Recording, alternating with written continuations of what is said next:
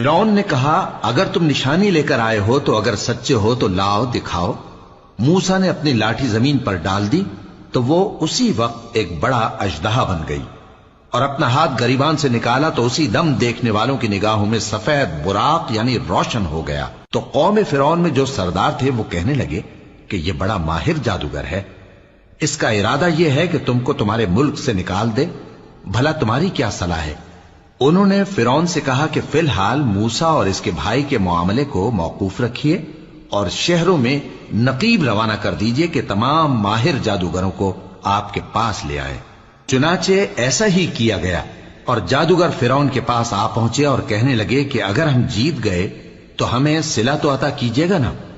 फिरौन ने कहा, हां जरूर, और इसके अलावा तुम मुकर्रबों में दाखिल कर लिए जाओगे। जब फरीकैन रोजे मुकर्ररा पर जमा हुए तो जादूगरों ने कहा कि मूसा